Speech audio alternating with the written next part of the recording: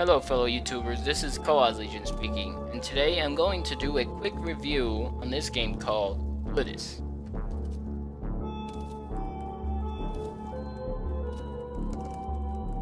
We are going to start talking about the good and the bad points about this game. Let's start with the good. This game has a very awesome art style. I really like it. It just reminds me a lot of playing inside of a comic book. It's got a lot of bright colors and the atmosphere, the enemies. It just looks like something you would definitely enjoy quite a lot when it comes to the art style in itself. That's what drew me into the game. Is ooh, look how pretty it looks. It just looks amazing. Everything flows in together. The one song that it has running in a loop is also really soothing to me, because it reminds me a lot of the movie called Exterminators of the Year 3000. It feels like they got the music off of that, where you're just trying to survive, but technically nothing is going to kill you as long as you know where to look. Of course, being a first playthrough, you're gonna have some trouble, but nonetheless, the art style in itself is really worth buying the game. The game also has very awesome upgrades. It has such as light and heavy armor, fire and lightning spear, which is the weapon that you use, flight, and much more. I'm not gonna go into every single thing when it comes to upgrades, but nonetheless, the upgrades is also really good when it comes to the game. That's about it when it comes to the good. Let's go with the bad, and then I can explain more. To the bad points, there aren't that many bosses. I'm not gonna say how many there are, but there are not that many bosses. The enemies, as long as you know what they do, are not gonna kill you whatsoever, unless if you just get to a string of bad luck or something.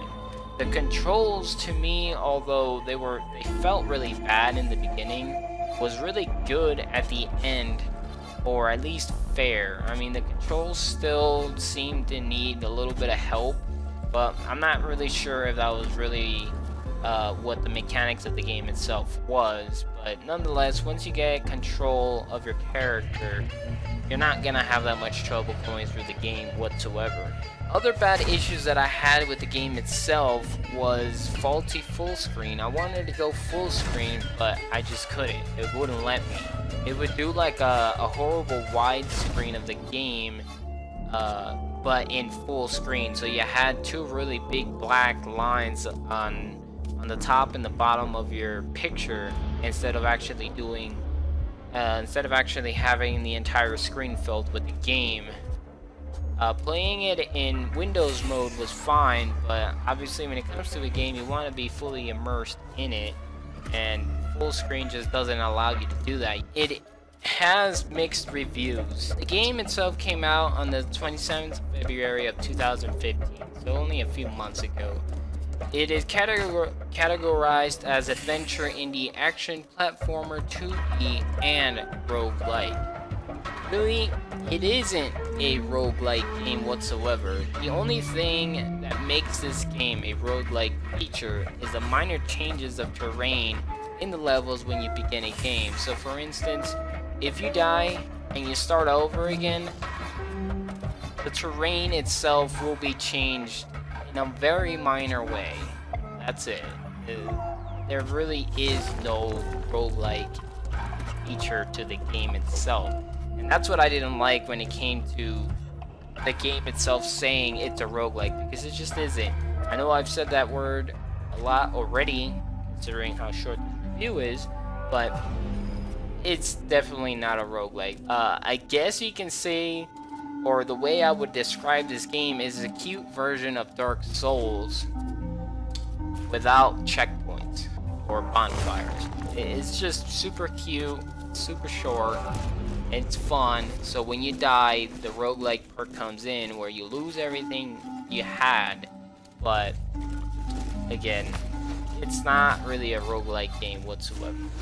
When it comes to just neutral information about the game in itself, it's super short. I finished the game in 9 hours, and that was after finally figuring out how the heck I'm supposed to use my character compared to, you know, in the beginning where it was just trying to figure out everything and finding out what kills me and what doesn't. The other very bad thing about the game is the health bar. I mean, look at this thing. It grows every time you get a health upgrade. And assuming you got a lot of health upgrades, that thing just covers up so much of the screen that you're just literally wanting not to pick up the health upgrades or hope that whatever is there isn't going to kill you. You couldn't just put a little bar on there and increase it so every time you get hurt, you don't get hurt as much as before. I don't know. I was definitely not a fan of the health bar, but again, once you get used to the game, the health bar isn't going to bother you, but it's still something that you just wish it wasn't there. I mean, it's very distracting and it's just so fun. Another really bad feature that I didn't like about the game was the intro. The intro was very confusing for me. I was like, what in the world am I supposed to do? I was pushing all the buttons that the game was telling me and it just was not working out. I had to just sit and finally just go slow, because for me, whenever I play a game, I just like to go. It's like I'll figure it out as I go. But with this game, for me, the intro was, okay, I need to stop, see what the game wants me to do, and then continue. I got very confused, but again, I just like going, and considering the fact that you couldn't even skip the intro was annoying. It was like, like you could have said push left control or left trigger plus A in order to continue on, and push right control and B in order to do this. I mean, they could have definitely just added very little text that would have helped everyone, and it would have been that much better. Yeah, that's about it. So when it comes to the game, for me, it's worth buying if you like the art style, if you don't mind the one song that constantly plays, and you just want to play it for fun, of course. If you just want to sit down and have fun, you can, and this game will definitely do it, because the soundtrack is amazing, the art style is amazing, but again, the game is very short, and it definitely could have used a lot more in order to make it a lot better than what it turned out to be, which is a little sad. But for me, is it worth buying? Not really. I mean, the game is just not that long. It doesn't provide much of anything when it comes to entertainment. Like, if you want to, like, assuming you knew the controls, you can literally beat the game within an hour or two, and that's including all of the achievements. Beyond that, it's just to sit down and have fun. Like, once you do 100% of the game itself, it's like, okay, what else am I gonna do? Well, nothing, unless you just want to continue seeing what all the upgrades, seeing how much faster you can beat the game, and that's pretty much it. So there you go. The verdict on this game itself, that is why it's mixed, because although the game is good, it's just too short.